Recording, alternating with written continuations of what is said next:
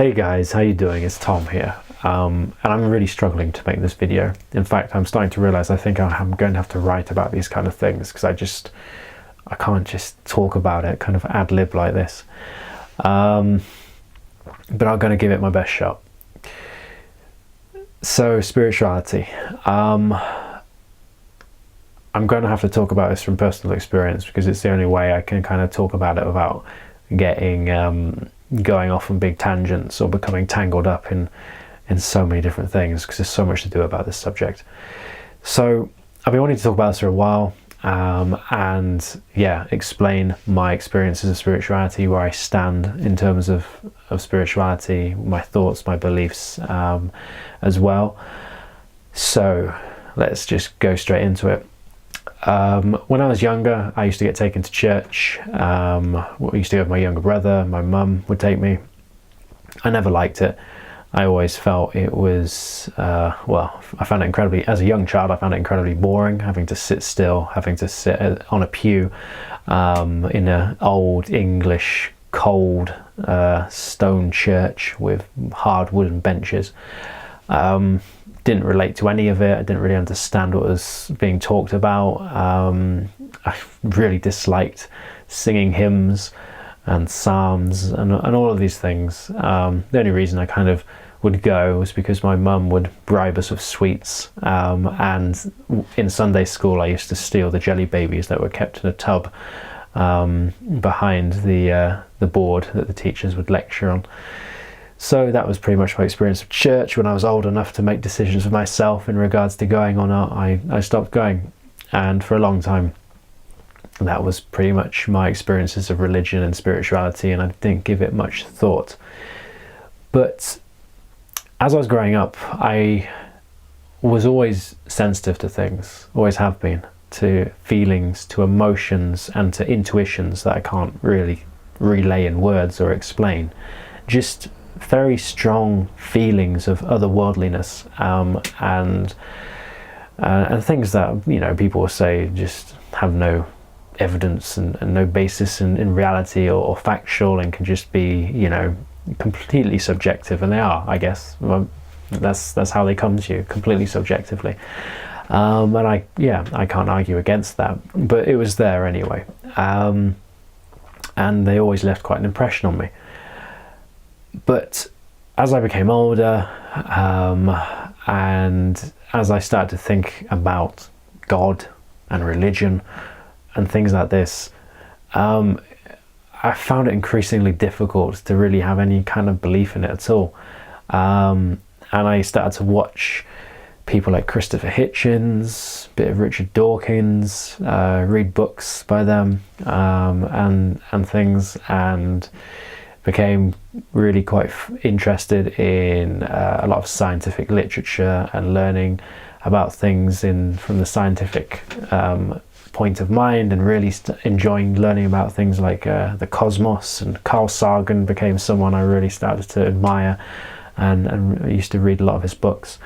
And this all kind of came at a time where I started to learn about all of these things together. And so when it came to things like believing in a man in the sky, believing in heaven, believing in hell and sinners and all this kind of stuff, it just seemed so absurd. It seemed so narrow-minded. It seemed to come from such a low level of kind of understanding, and it basically seemed like a fairy tale.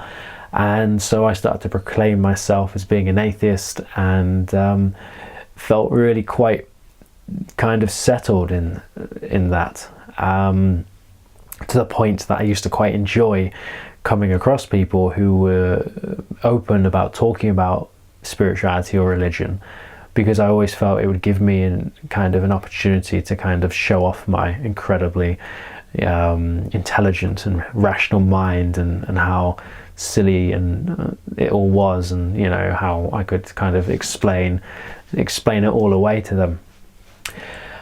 But anyway,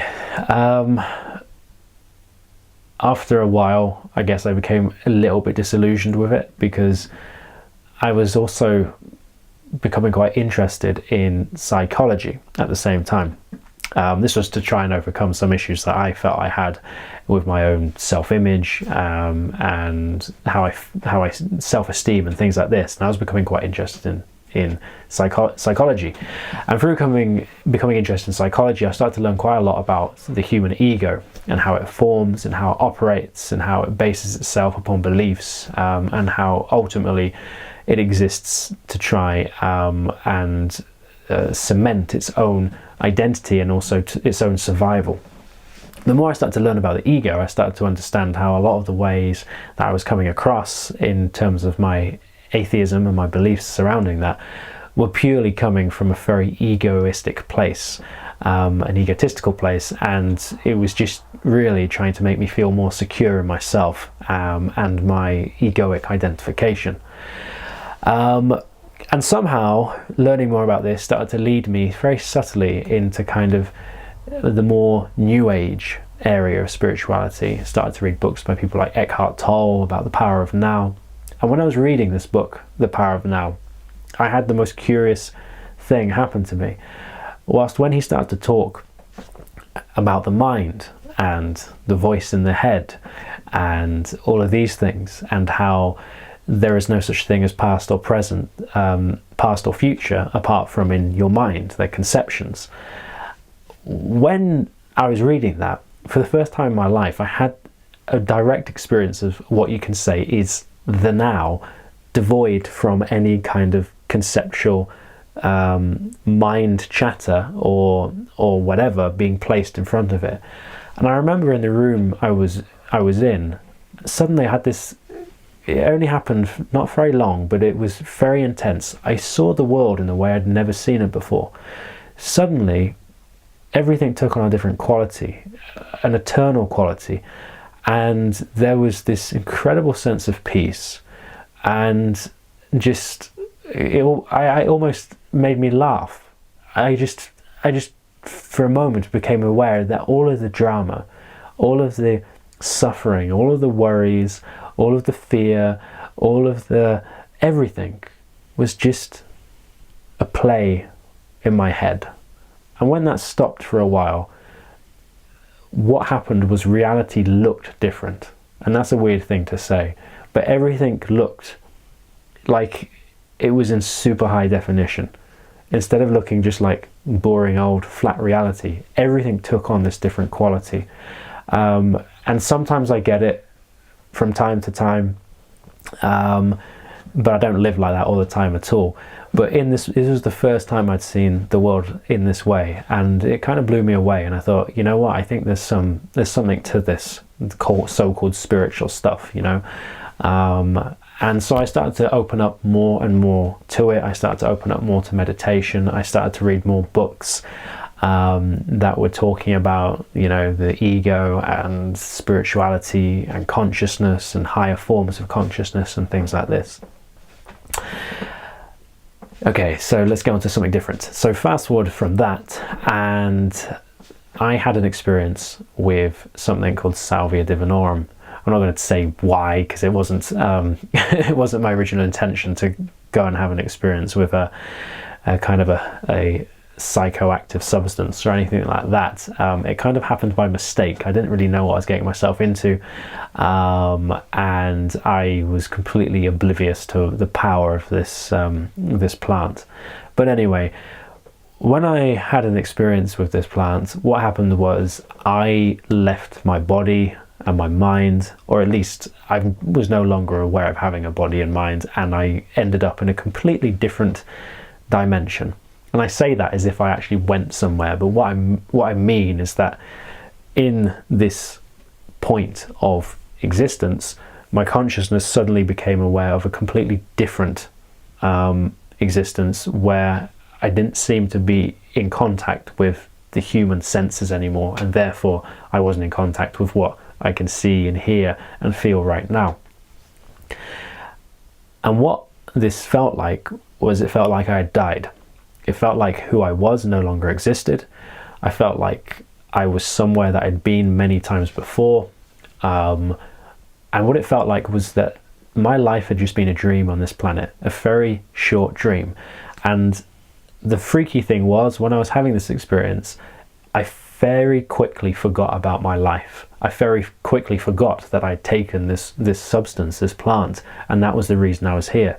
I was just in a completely different place, a different place of existence. I didn't have a body.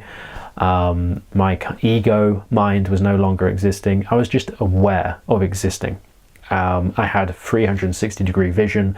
I could feel things I hadn't felt before. I could receive information in this just instantaneous, intuitive way.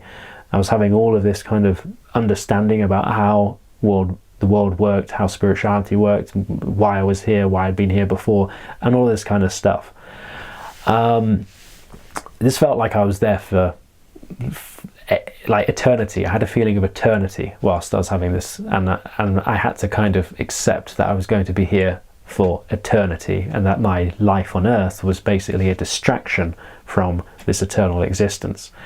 When I understood that and I accepted that, that's when I came back to this body, to this reality, to this kind of to this life. And I have to be honest, it felt like quite a relief. I'd become very attached to this experience and this body and the planet and life, so I was quite happy to be back. But at the same time, it took me a good couple of weeks to kind of decompress from that experience, because it really kind of freaked me out. And the way it freaked me out was that it felt more real than so-called real life feels. I've never felt anything as real as that ever before or since. It was just, like I say, it was a different level of conscious experience that it's impossible to explain. You know, I've tried to explain it, but I can't explain how it felt. It felt completely beyond anything I've ever experienced. So yeah, that was a big wake-up call, I guess you could say.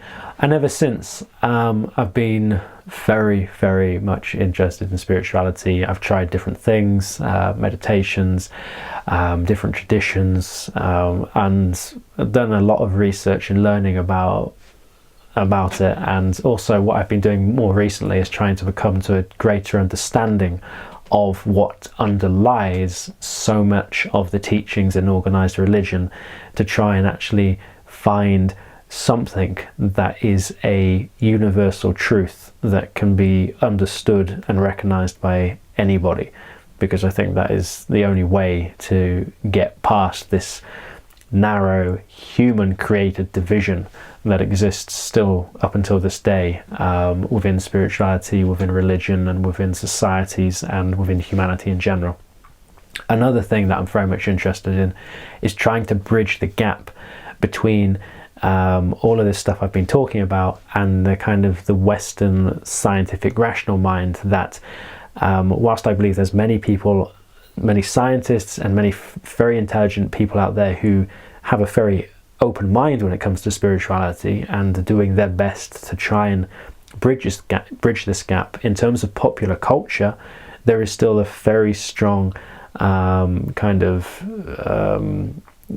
disconnection between these two apparently opposing sides. Now, I believe they're actually both complementary. I don't believe they're at war with each other. I believe they complement, and they can complement each other perfectly. But it is about understanding that everyone comes from a different point of view, and people experience reality differently depending on their makeup and how they experience their mind. And that's something I've learned, especially from studying psychology. So trying to make people believe something from one angle doesn't work. You have to understand how people see the world, and what their strengths are, whether their strengths are creative or more right-brained, or their strengths are naturally more aligned to a rational sense of understanding things, and they're more left-brained, and then find a way which can bridge those two things, rather than just focusing on one being better than the other. Now, that's quite a tall order to do, but there's a few things I've come across that I think get close to it, and which I think are actually needed, especially in the Western world, rather than this belief we all have to go back and go and sit in the lotus position and open our chakras and things like this. because for many people that is just not going to be a viable option, because it is just, they have no connection to that, they have no relevance, there's nothing there of any kind of relatability for them, and so there needs to be a different way to come to this understanding. And the reason there needs to be a way of coming to this understanding is because I really truly do believe that right now and for the ensuing future for humanity, finding something that not only binds all of us together as a common family, but something that does separate us as being different from the incredibly advanced machines, technology and artificial intelligences that are starting to arise on this planet, is incredibly vital. And also, you know, it's incredibly vital when you think of all of the just normal human to human problems and issues that we've had with each other for thousands of years, and it really is time that we find a proper reason to move ourselves on and elevate ourselves away from all of these things, so we can actually maybe start to do things a bit differently on this little planet of ours. Alright, I'm going to leave it there because I've already gone over 15 minutes. Like I say, this is such a massive topic, it's almost impossible to kind of get much into a video, but be very interested to hear your experiences and where you guys come from and what you think, and hopefully we can maybe get something going and see where it leads to. Thanks for watching as always, and I'll speak to you guys soon. Bye bye.